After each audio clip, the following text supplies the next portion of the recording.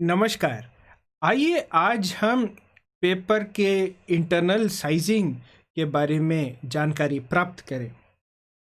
इस प्रेजेंटेशन में मैंने ऐसा सोचा है कि शब्द तो अंग्रेजी में रखूंगा, लेकिन अपनी भाषा कोशिश करके अंग्रेजी और हिंदी दोनों में बोलूँगा, ताकि लोगों को सहूलियत हो। और आजकल की जो चलन है जिसमें हम अंग्रेजी शब्द और हिंदी शब्द एक साथ इस्तेमाल करते हैं, तो उसके चलते चलते ये वीडियो मैंने सोचा है आप सबके लिए मैं बनाऊंगा। तो सबसे पहले हम ये जानेंगे कि इंटरनल साइजिंग का उपयोग कहाँ होता है, किन कागज़ के स्वरूपों में होता है, या कहाँ कहाँ पर कौन से कागज़ उपयोग करने के लिए हमें इंटरनल साइजिंग की आवश्यकता पड़ती है। पहला हो गया रैपिंग पेपर। उदाहरण के तौर पे किसी को हम तोहफा देते हैं या तोहफा मंगाते हैं, तो हम एक उसको कागज़ से उसको रैप करते हैं या ढकते हैं और फिर वो तोहफा हम उनको देते हैं। तो ये कागज़ में इंटरनल साइजिंग की आवश्यकता होती है। इंटरनल साइजिंग क्या होता है वो मैं आपको आगे बताता हूँ।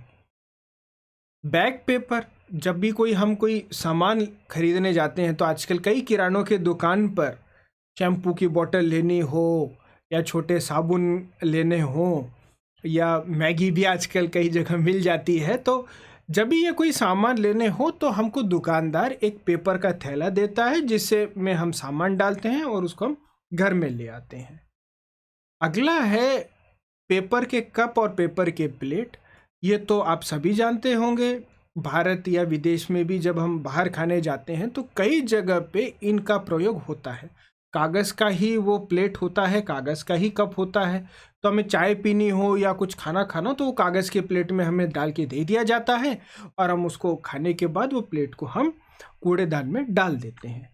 अब जो मैंने आपको 3-4 एप्लीकेशन बताए हैं, 3-4 इस्तेमाल बताए जो कागज़ यूज़ होता है या इस्तेमाल होता है, आपने ये ज़रूर जाना होगा कि इन सब में कागज़ की एक खासियत पे खासा ध्यान दिया जाता है। जैसे हम पेपर के कप में मान लीजिए हम चाय पीते हैं, तो पेपर का कप में जब चाय डलती है या फिर हम जब उसको पीते हैं, तो ये नहीं होना चाहिए कि जो चाय है वो कागज़ के अंदर चली जाए या वो पेपर का कप गीला हो जाए। इससे ये होगा कि हमारे हाथ भी जल सकते हैं और हमारे कपड़ों पर भी वो चीज़ गिर सकती है। वही जब हम बैग का पेपर लेते हैं या रैपिंग पेपर लेते हैं तो कई बार ऐसी रिक्वायरमेंट आती है कि उसके अंदर किसी तरह का पानी न जाए, अंदर से वो गीला ना हो, या बाहर से अगर पानी हो तो बाहर के पानी की वजह से अंदर गीला ना हो। फिर बॉन्ड है, राइटिंग प्रिंटिंग पेपर है, ये सब हम लिखित कार्रवाई में इस उपयोग में लाते हैं। प्रिंटिंग मशीन में, दफ्तरों में हमने प्रिंटिंग मशीन देखते हैं।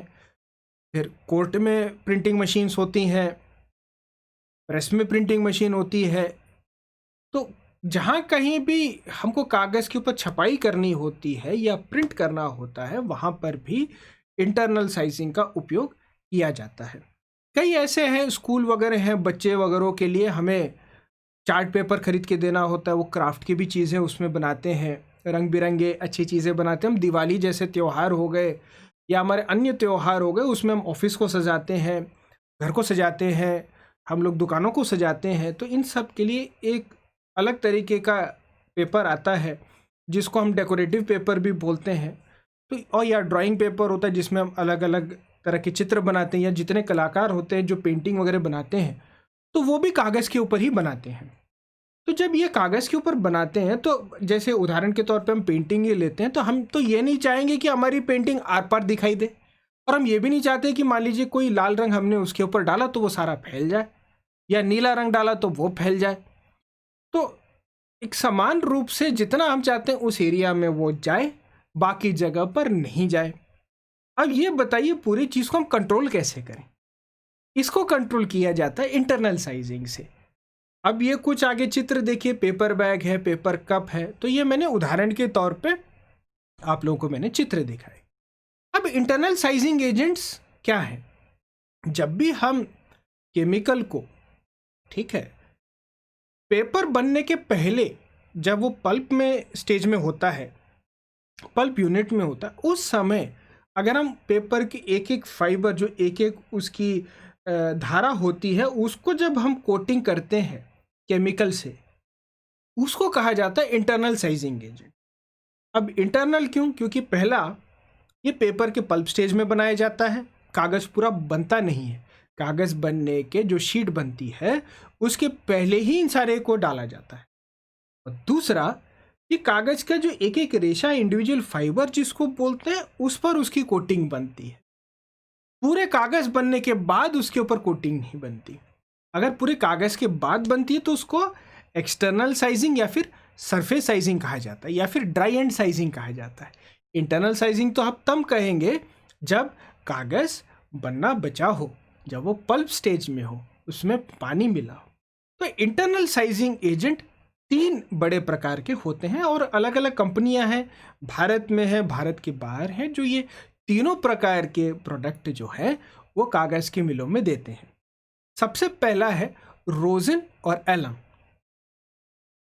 इसमें डिस्पर्स्ड रोजिन भी आ जाता है, लेकिन रोजिन और एलम दोनों को एक साथ मिलाने के बाद इसको कागज़ में डाल देते हैं, तो इंटरनली एक एक रेशे पे वो कवर हो जाता है।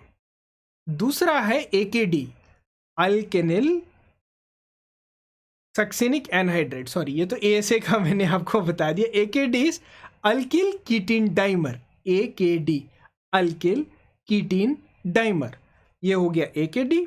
और तीसरा है ASA, अल्केनिल सक्सिनिक एनहाइड्राइड, ये है ASA का फुल फॉर्म।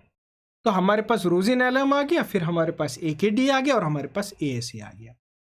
रोजिन एलम जहाँ पर उपयोग होता है वहाँ पे AKD ASA का उपयोग नहीं होता, जहाँ पर ASA का उपयोग होता है वहाँ AKD रोजिन एलम का उपयोग नहीं होता।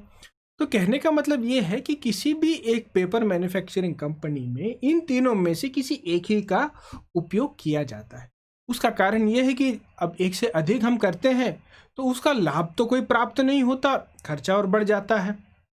और इंटरनल साइजिंग बहुत ही महत्वपूर्ण पहलू होता है किसी भी कागज़ को बनाने में, इसलिए इसके ऊपर बहुत ज़्यादा ध्यान दिया जाता है।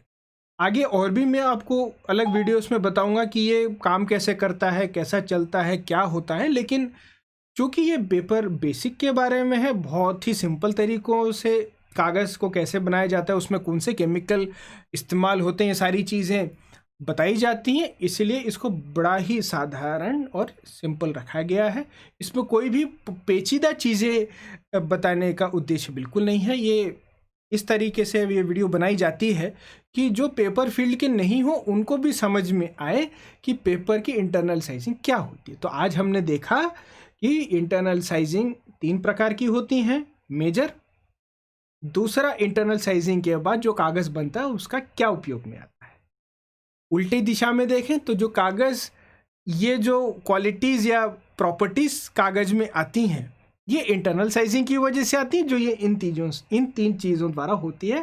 3 में से कोई एक ही चीज़ को पेपर मिल में उपयोग किया जाता है।